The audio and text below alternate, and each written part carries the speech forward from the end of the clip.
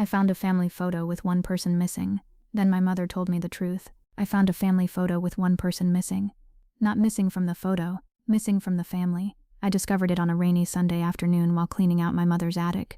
The photograph was tucked inside an old cardboard box beneath Christmas decorations and a stack of yellowed birthday cards. It showed my family standing in front of our old house.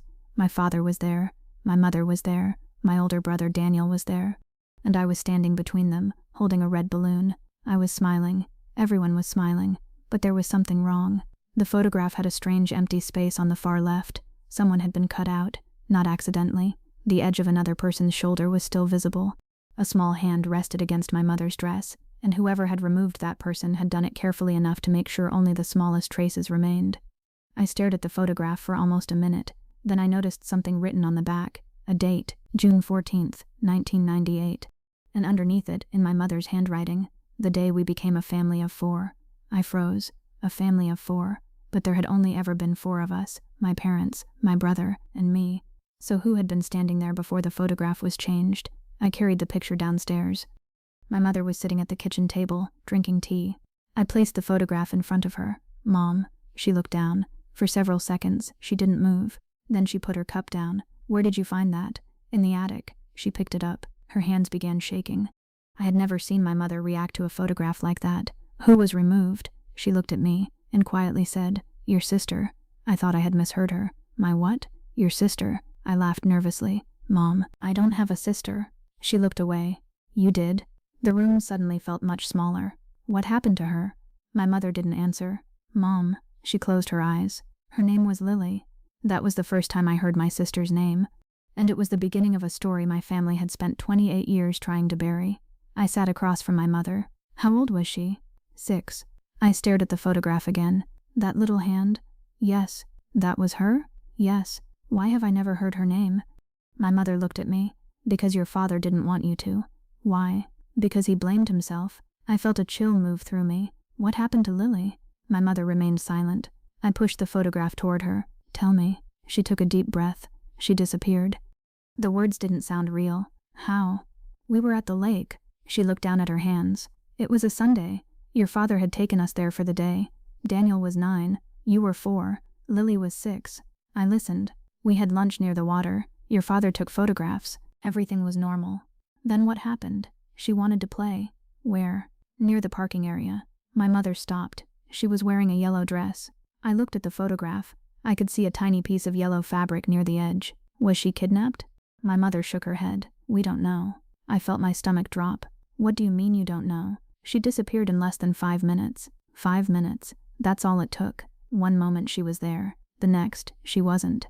My mother told me they searched the lake, the parking lot, the nearby woods. Police arrived. Volunteers searched for days, then weeks. Nothing. No body. No clothing. No witness who could say exactly what happened. Nothing. And then? I asked. My mother swallowed.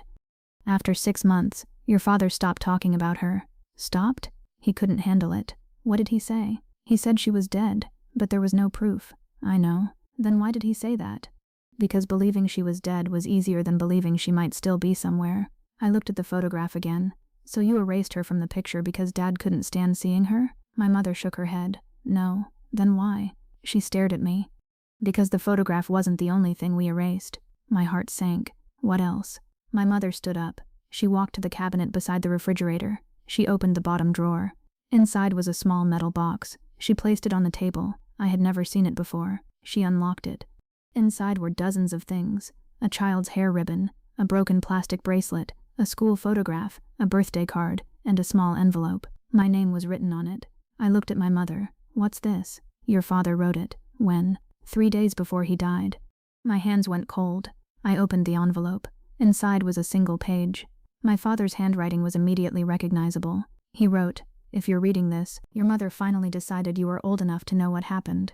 I looked at my mother. You knew about this? She nodded. I continued. Lily did not disappear at the lake. I stopped reading. My mother started crying.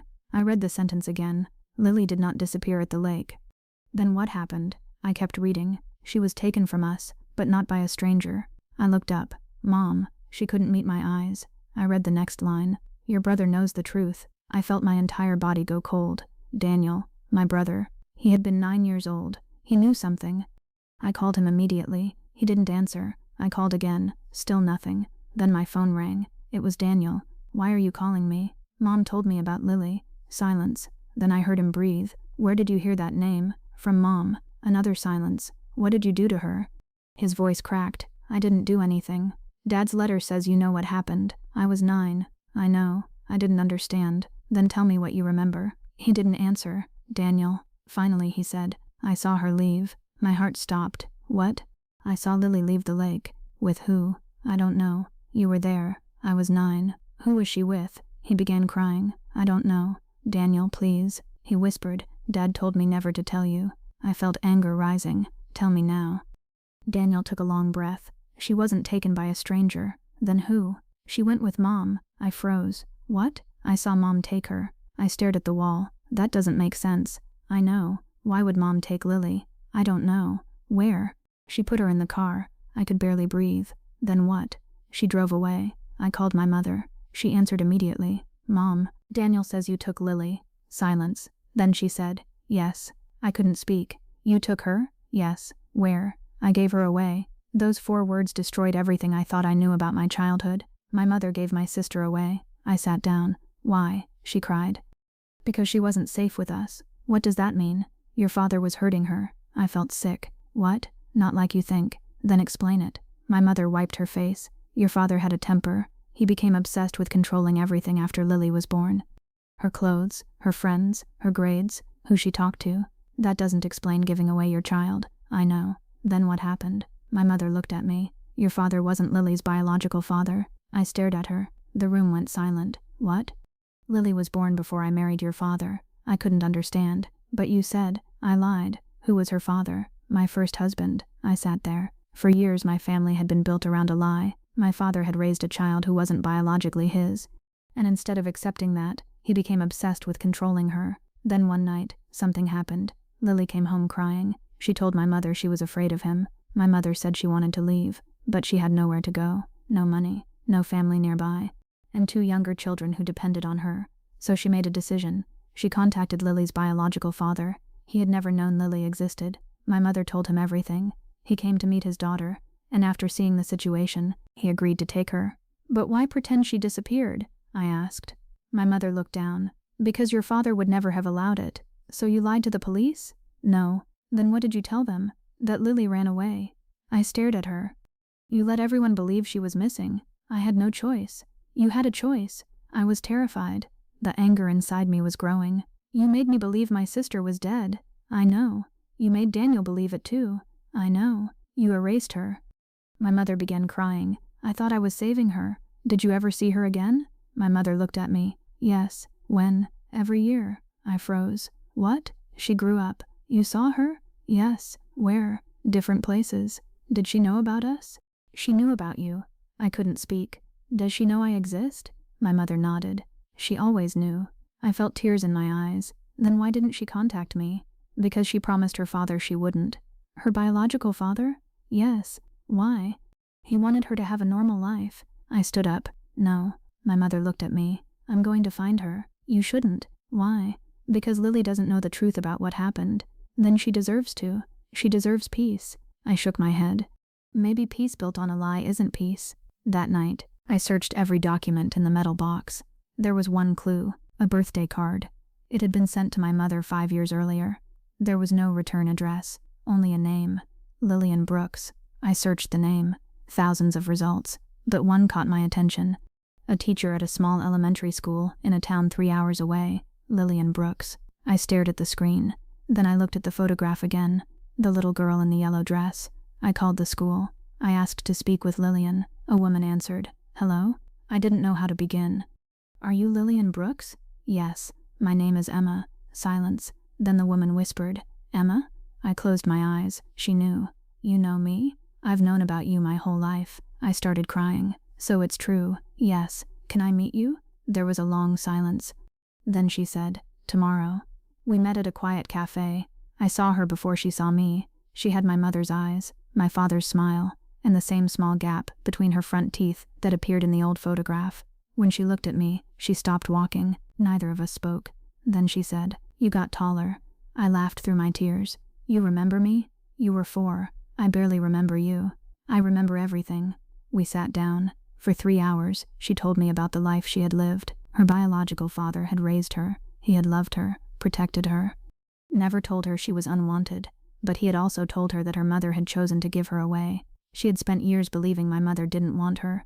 I looked at her. She did. Lillian shook her head. No, she thought she was protecting you. That doesn't make it hurt less. I nodded. I know. Then she asked me something. Did Dad ever love me? I knew exactly which father she meant.